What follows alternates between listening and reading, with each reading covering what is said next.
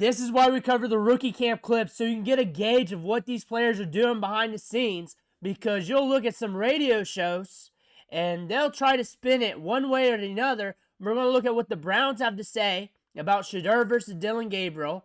On top of that, we got more news. When is Dillon Gabriel or Shedeur Sanders going to be starting this season? It's already pegged out.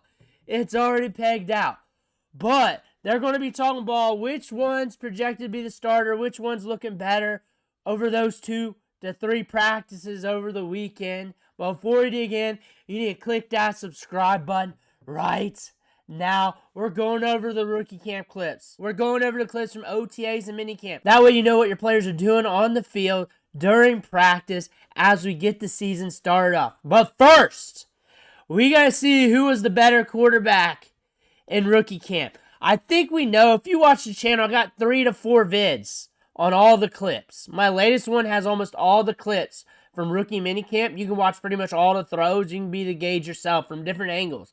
Probably different angles than what this guy had to look at. But let's listen to what he has to say. Who was the better quarterback? Who looked better? And then I'll give you my take on that, because I've looked at just as much as he has just from video form with you guys on the channel. Who looked better to you? I thought Dillon Gabriel both days looked a little bit better. Why? He throws a tight spiral. He throws a beautiful ball. He's very assertive. He knows the pocket. You could tell that, even though they're not rushing. He just has a pocket presence. Better arm strength than I thought. Height wasn't an issue? Not in this venue. I mean, it's touch football right now. But you're still counting the numbers. Yeah, but the numbers are the only things that don't lie. I mean, you could say he's short. Yeah, he's 5'11", so he's short. But you think it wasn't an issue now? It could be in the future. Oh, yeah. So anyway, I thought Gabriel was a little bit better both days. Doesn't mean Shedeur Sanders is a bust or anything. He just, the other guy looks better. Could you see how some reporters think this guy looked better, some reporters think this guy looked better? I guess so, if they think so. I know what I saw. That's why I charted numbers. I had numbers to prove it. He was 3 of 8 in his second set of 7-on-7. Who was 3 of 8? Shedeur. Okay. The other guy was 6 of 8. Okay. Slightly better. Okay. Yeah.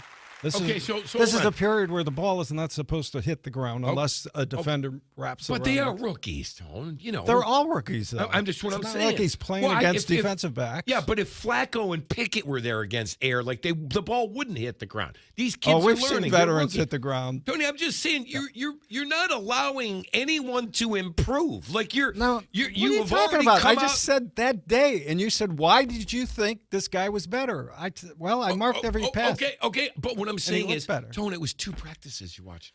Like, my God, aren't you hoping that Shedeur and Dillon Gabriel progress to get better each and every day? Well, like, you make it sound like there's no way he can get any better. No, I don't make it sound that way. And you're pissing people off. I don't make it sound that way. You asked me who looked better. I said on those 2 days, slightly better. First things first, I don't think you need to be taking stats at practice. I just don't think that's just a thing to do. I don't think it's going to be accurate. I don't think it's going to be correct. People in and outs. I think context really matters here. And it's the first 2 days of practice. Just sit back, watch the 2 guys throw, and just make notes of anything over the top. Like a bunch of missed throws, a bunch of interceptions, a bunch of big plays. Anybody standing out? From what I saw, both quarterbacks looked good. I think Shedeur Sanders edged him out from the accounts that I've read, getting all those clips, because I had accounts with every single clip. Most of them that gave me okay examples of what was going on, anything with context, let me know. It gave me the feeling that Shedeur edged him out a good bit. Day 2, Gabriel threw a few picks, and he said he threw a prettier ball, but my comment section said, hey, Gabriel ball was a little bit more wobbly. So maybe he was seeing something different, but it's on wax here on the channel. But what I can definitely say is Gabriel's a good quarterback. He's a good quarterback for every team in the league. He's a good developmental backup quarterback. I like him. I think you put him in any quarterback battle with another rookie quarterback, it's going to look good. He's going to compete against him. He's going to compete against Shedeur. But over time, he is what he is going to be starting off his career. a backup quarterback that you're developing. He's very seasoned at the college game. He's got a lot of experience. He's accurate. Shedeur's arm is stronger. Shedeur's arm is better. Shedeur throws a good ball. Both quarterbacks are very accurate. They also got some similarities, but differences. Gabriel's more stout in the pocket, a little bit better pocket presence, but Shedeur's arm's better, more accurate downfield, but he's also very composed and is there for big moments. From what I saw, from what we showed you guys, from what I've read, from what I gathered to show you guys on those clips, Shedeur Sanders edged him out. But when is Shedeur Sanders going to start for the Browns? When is that going to happen? Like, how would you know 2 days into rookie camp? The veterans haven't practiced yet. They started yesterday, really, and they're practicing now. But how do you really know? Let's play this. Let's get a good idea of what they're thinking here. The question they're asking right now is not if. When will Shedeur Sanders start for the Browns? Chris, I'll start with you. Week 7. I don't know. Somebody texted me. I won't out him, but somebody texted me yesterday. London. Browns are going to make a big splash in London. Okay, so do we know it's October 5th? I think you can tell from my tone that I don't agree with them, and I don't think you will know this early in the game. This isn't professional wrestling. We're not booking starts. We're watching these guys play this out, and I think the media here, the sports talk here in Cleveland, is getting out of their skis. I do not know why they're getting so overzealous here.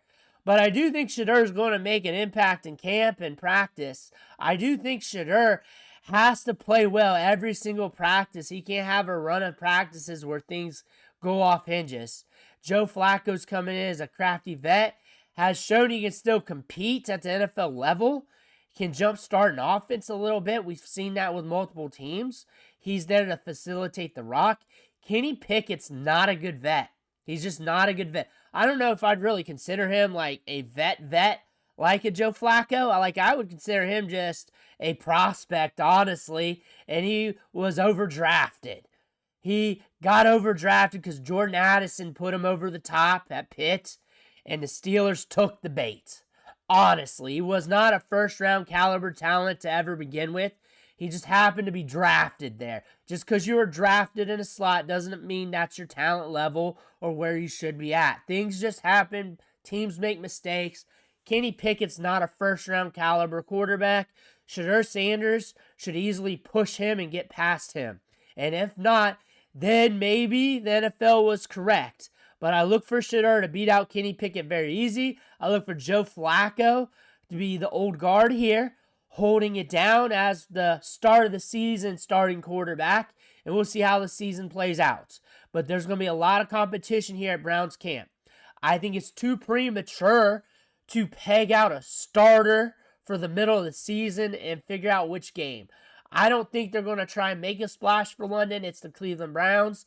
They're going to do Cleveland Browns things, and they're not playing Dana White. They're not playing Vince McMahon with you. They're not thinking that far ahead.